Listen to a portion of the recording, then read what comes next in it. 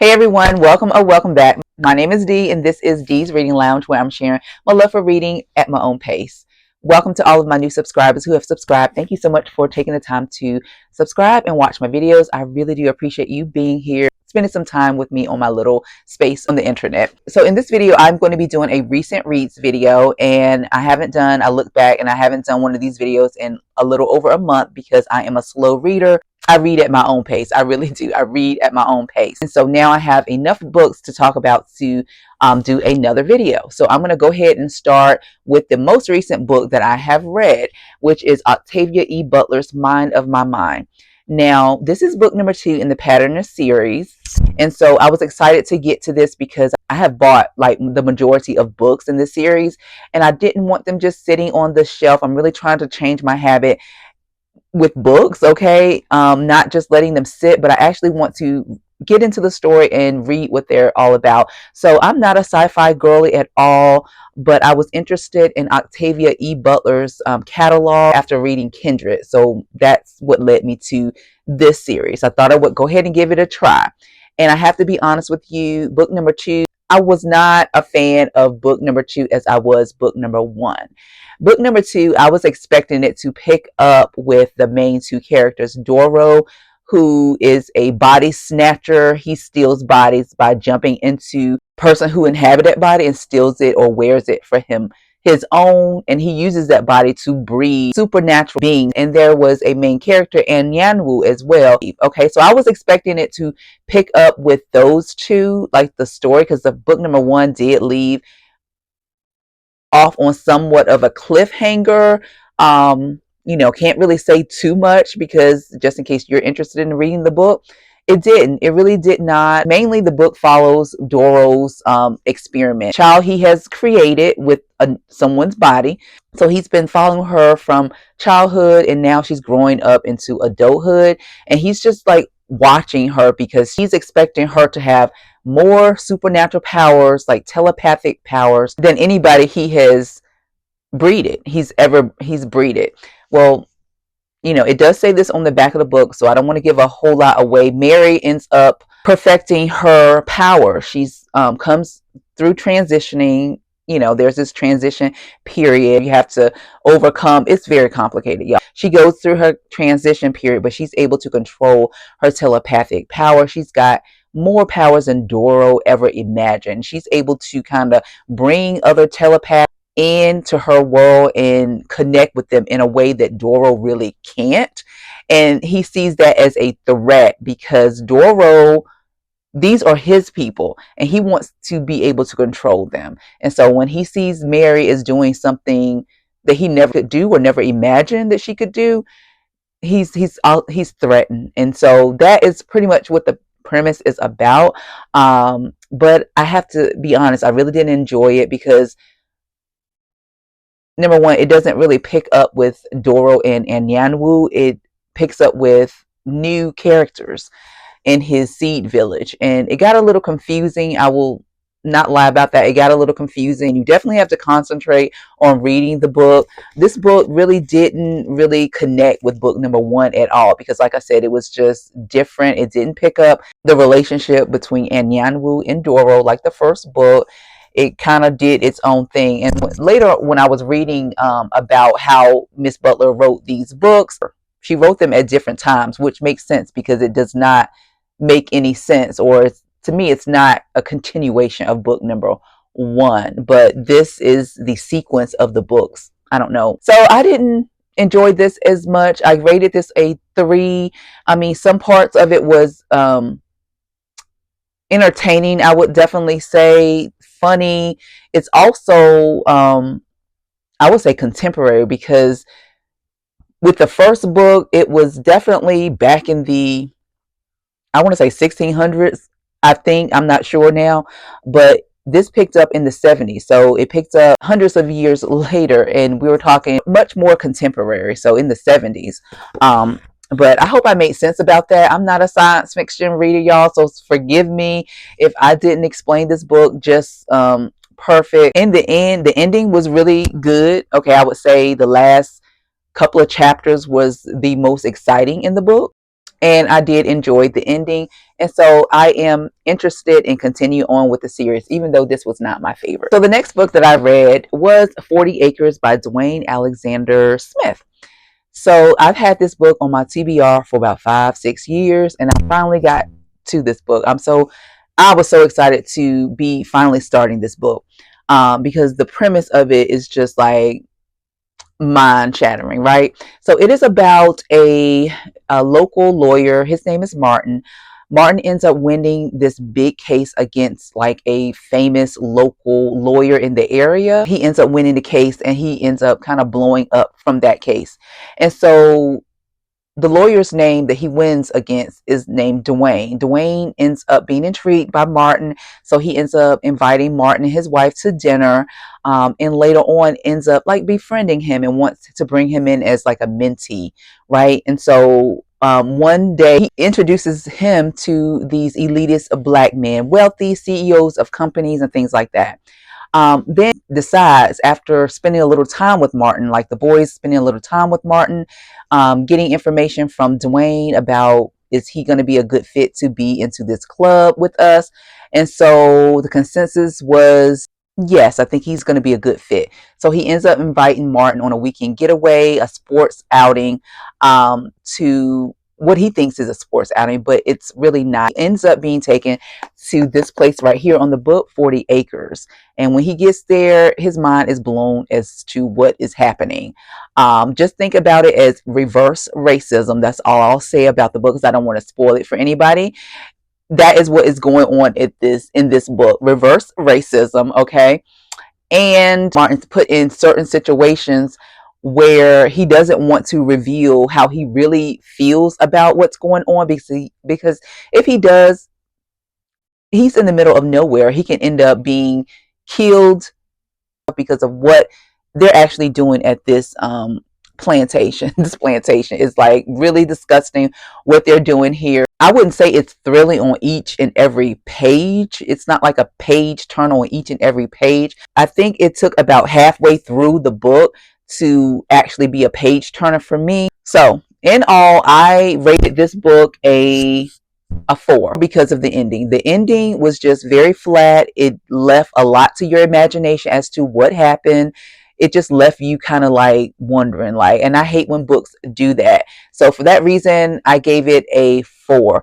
I would say I would definitely recommend this book. It will definitely challenge you, especially black readers reading this book, as to right and wrong and how someone could be a part of something like this. But I would definitely recommend this book, but I'm just going to tell you the ending is not, it's not it. Okay. But I did enjoy reading this book, and I'm glad I got to it. So I rated this a 4 stars.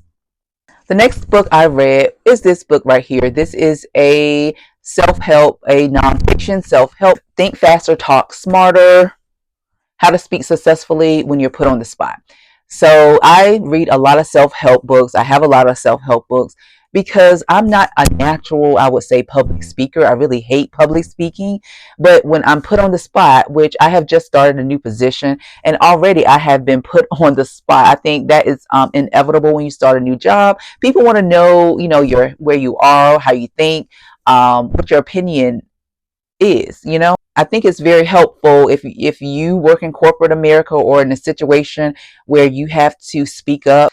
We have rounds at our jobs and things like that, and I think it's very important for you to not necessarily know how to public speak, because like I said, I hate public speaking, but just have techniques, I would say, techniques to pull out of your bag when you are put in those situations. So this book was, it was a good book. Now, it was not like anything mind-blowing or anything I haven't heard before. A lot of the techniques that he gave in this book were things that I've heard before, like when you're talking to an audience, imagine that they're naked, things like that. He did mention that, but also he mentioned a lot of other strategies that I have not heard anybody talk about before, and I won't talk about them because if you're interested in this yourself, I want you to read it for yourself. For that reason, because I was able to learn something new, a new technique that I can actually put into effect, and like immediately the next time I'm put on the spot. And I have to talk every day at my job, whether it's one person, 2 people, I'm talking every day to someone.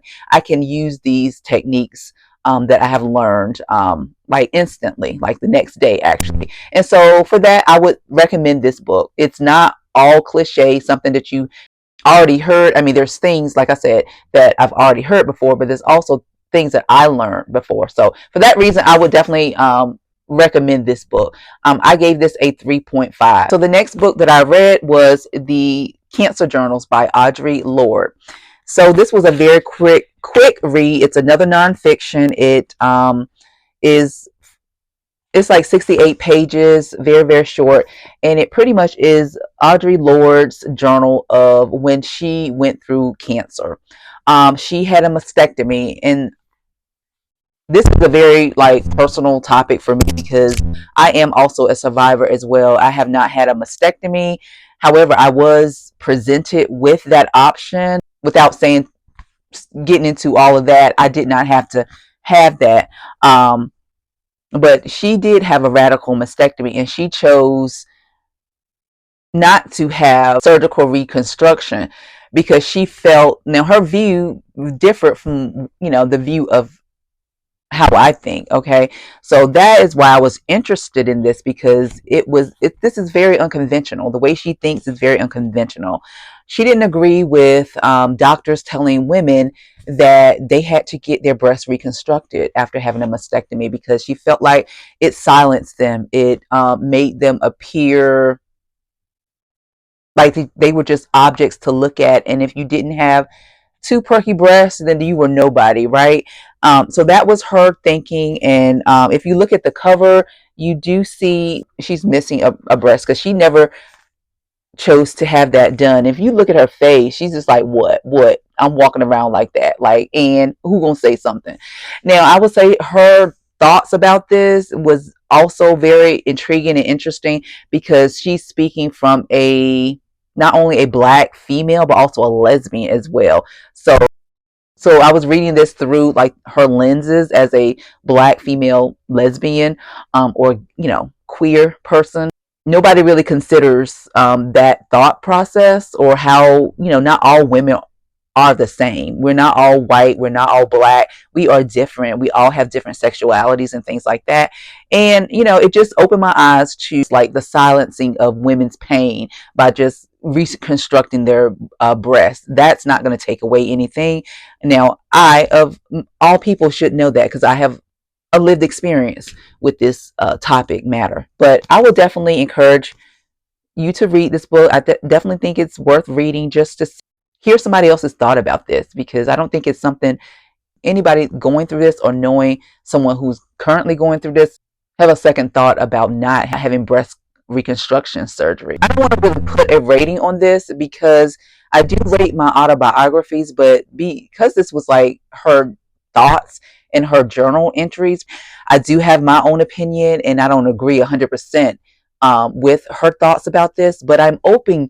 I did learn a lot, from reading her thoughts, meaning the silencing. I had never considered that, but that's absolutely correct. There is like a silencing, and almost seeing a woman is just an object. If you're not normal, I do agree with all of that, but not getting one. She had some other radical views that I didn't agree with as well, but that was completely okay. And because of that, I'm not going to give this, I didn't rate this book, because these are her opinions, thoughts, and her own lived and personal experience.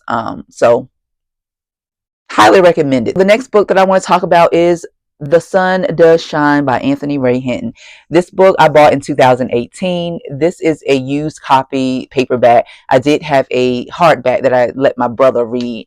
But I rated this a 5-star. This was like my only 5-star book that I've read between all of these books.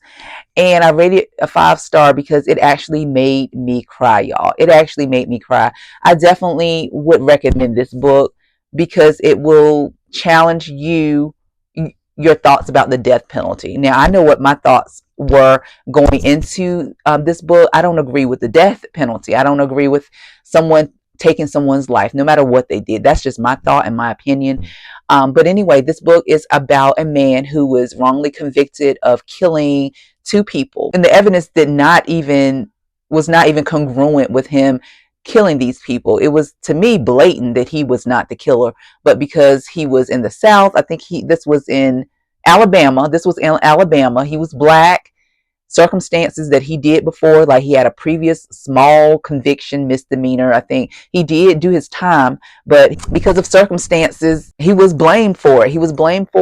He spent many years, almost 30 years on death row, and the things that he had to witness on death row, like literally the people in the cells around him, he saw them walk to their death when they had a death date. I think that's what he called it, a death date. um he described how it smelled in there after they electrocuted someone. So he lost his faith. He slowly regained his faith because he realized that that was the only way that he was going to survive this ordeal. This man never gave up. He could have gotten out of the death penalty by admitting that he did it or saying that he did it, but he didn't. How many people would do that knowing that it could lead to you being killed, right? He lost a lot while he's been in prison. I won't tell everything, but this book was so heart-wrenching. It tugged at your heart. Even when he got out, it was a struggle because how do you reclaim your life and reacclimate yourself into a normal world, like just living in a regular house, sleeping in your own like bed, right? That was unusual for him to get through his mind. And even those little things like that he had to deal with, like going to the restaurant, right, and knowing that he doesn't have any money to pay for it, and being afraid that he might go back to jail, right, because he doesn't have any money to pay for the meal, things like that. This book was so good. If you haven't read this or haven't even considered reading it, I definitely would suggest it because it is really good. He even started a book club on death row, and I ended up buying one of the books that they read because of this book. But 5 stars, love this book. I definitely would read this again. Definitely would recommend it be read by everyone. So the last book I don't have with me because it was a library book. It was a Zane book. So this was my first time reading Zane, and I do have my I think I showed this already. My reading journal. I just had to update this because I've been falling behind because I do want to keep this journal updated. But it's called The Other Side of the Pillow, and I'm going to just read what I thought about this book. So this is an erotica, my first erotica book. It was about a lady named Gemistry and I think Tevin. Tevin was the male main character. Gemistry, the leading female character, and Tevin, the love interest. Gemistry, she's bitter. She's a bitter black woman. She's been burned, um, domestic violence, things like that she's had in previous relationships have left her bitter and cold, and using men for some of the same things that men use women for: sex, our bodies, right? So she ends up doing that, but she's tired of doing that. She really deep down wants to find a love like no other, right? Like we all do. And so she ends up meeting this guy at a poetry reading that she's actually reciting her poetry at. And he ends up coming up to her. Reluctantly, she gives in and goes out with him. Man that has it all, right? He's a vascular surgeon. He's got a nice house. He's got, money, means. He's everything that a woman could want, right? So even though she's fighting it, she's giving into Tevin, right? And they do end up having a relationship, not without their challenges, because there is a twist in the book involving a roommate. I will say that. That's all I will say. That was kind of crazy. I feel like the author could have written this twist or a twist where it shook up the relationship and challenged. She could have did that a little better because to me it was just messy and kind of crazy, right? This is a romance, and I have heard, now I'm not really a romance reader. I have read romance, so I'm not, giving away the book, lead to a happy ending. And this book is no different. However, I felt that the book was rushed. It was kind of unbelievable, a little insta love, because I felt like Gemistry should have held on to her beliefs about men just a little bit longer. Tevin was too perfect, and it wasn't realistic because no man is that perfect, okay? Tevin did have his issues as well, but Tevin, to me, even though he was like perfect on paper, I wasn't like in love with Tevin. I wasn't in love with Gemistry because she was doing some of the same things that a man had done to her. So how she any better. Did it have a message? It did have like a message, so I did like that about the book. Now, this is a Zane book. It was very, very spicy. The spice was spicy, a little bit too graphic in my opinion, and I really didn't enjoy reading all that. Like, I mean, reading it on paper was just a bit much. Okay, it was very graphic, but I would say the graphicness, the spice of the book did not necessarily overshadow like the storyline and the message. She was a career woman. She was a principal at a school, and it had a lot of talk about like the school system and raising kids and things like that. So that was good that the book did have like an underlying message. It just wasn't about sex and things like that. But I didn't, this was not my favorite book. I've only read one book from Zane. I rated a 3. It was just okay. I would not recommend it at all. But that is it, you guys. Those are the books that I have read most recently. Let me show you the book that I'm currently reading. This is on my TBR. I'm finally reading Never Caught: The Washingtons' Relentless Pursuit of Their Runaway Slave, Ona Judge. Finally reading this, and from page number 1, it is a page turner. I'm so drawn to our stories. I just am. Our stories have so much substance and meaning and connection. I'm getting into a book review, and I haven't even finished reading the book. But anyway, I am enjoying this book. Cannot wait to tell you guys all about it. Thanks for watching. I will see you guys in the next video. Let me know if you've read any of this book. If you will, because I have what I have said about the book. I'll see you guys in the next video.